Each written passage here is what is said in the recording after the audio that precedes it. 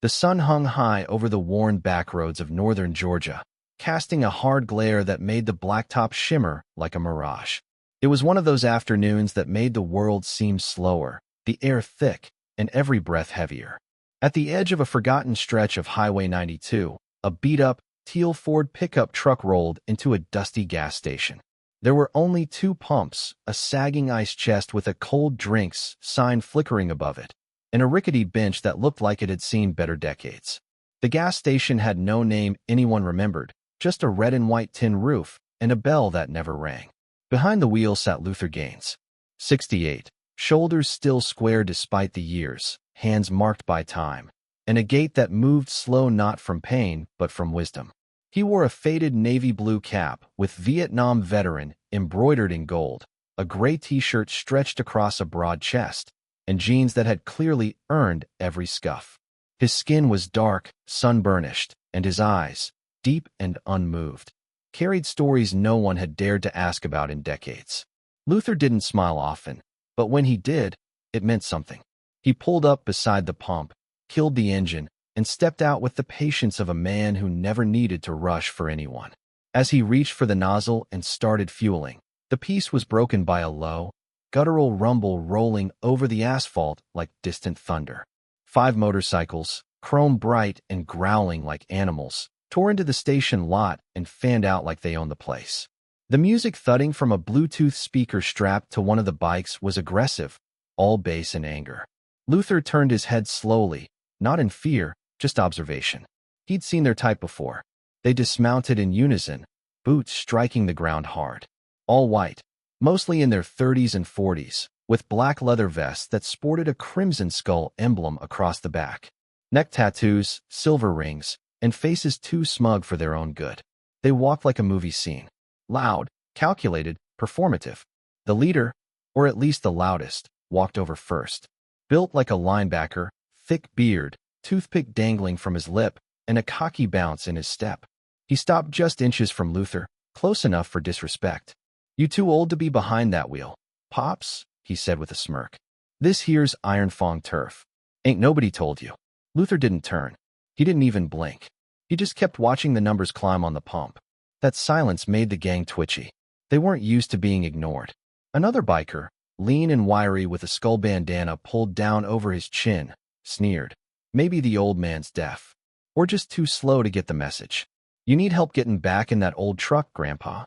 The big one, who they called Tank, shouldered into Luther as he reached to put the gas cap back on. It was a full-body nudge, the kind that begged for a fight. Still nothing.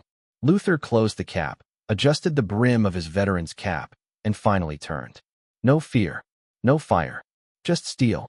You got about 2 steps left," Luther said evenly. "Before you lose something you ain't got the sense to miss." Tank blinked. Just once. The words weren't loud, but they landed like a hammer in a cathedral. No echoes.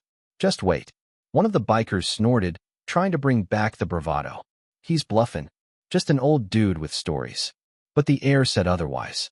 The skull bandana biker reached out and slapped Luther's cap. That was a mistake. Luther didn't flinch. He didn't strike. He simply lifted the cap, straightened it with a reverence that made the gesture feel sacred. "You get one," he said, voice low. "Touch me again, and you'll learn what quiet men remember when they stop trying to forget." The air went razor thin. Even the gas station's flickering neon sign seemed to hesitate. Tank stared, unsure now, his chest rising slower. "Why you think you're special or something? Some kind of hard ass." Luther took a step forward. Not aggressive, just enough to close the space. His voice didn't rise. "You ever seen a man hold his breath in a rice paddy while artillery drops on the other side of the tree line? You ever carry home a friend's dog tags in a sock, 'cause that's all the fire didn't burn?" The skull bandana biker started to speak, but no sound came out.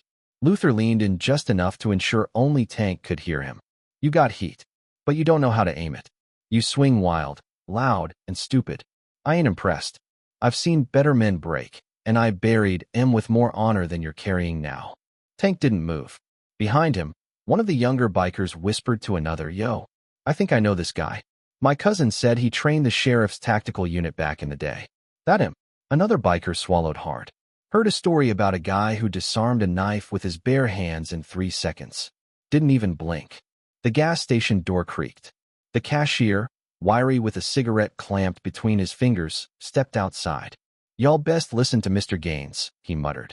"Man's seen things most of us pray we never do." Tank turned. "You know him?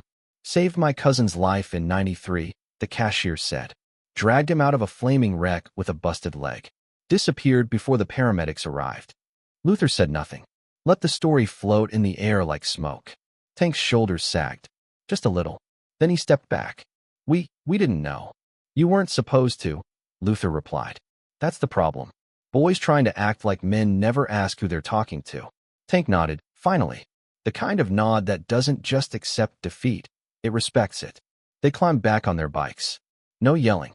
No last words. As the engine started, the youngest turned back. "Sir, if you don't mind me asking, what exactly did you do?" Luther looked at him, gaze unwavering. "I did what I had to," he said. "And I hope you never have to." They left. The sun lowered. The air cooled. And Luther stood there, wiping his hands on a rag, as if none of it had happened. The sheriff arrived 20 minutes later, dust cloud trailing his SUV. "Heard there was almost trouble," the sheriff said. "Almost," Luther replied. "But not today." The sheriff smiled. "Thought so. Still teaching lessons, huh?" "I don't teach," Luther said. "They just learn when they're ready." Before the sheriff left, he asked one last question. "You ever get tired of carrying the weight?" Luther glanced down the road. "Only when I forget why I still do." As the SUV disappeared, the kid from before came walking back down the shoulder, helmet in hand, no bike in sight. His eyes were different now, calmer, realer.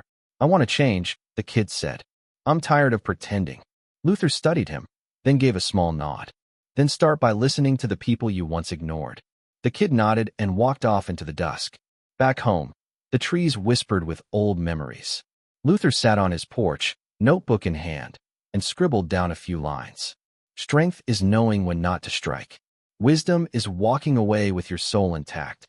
Real men leave scars they never show, and peace they never brag about." He closed the book, leaned back, and let the silence settle. Because in a world where everyone's shouting, sometimes the most powerful thing you can do is stay calm.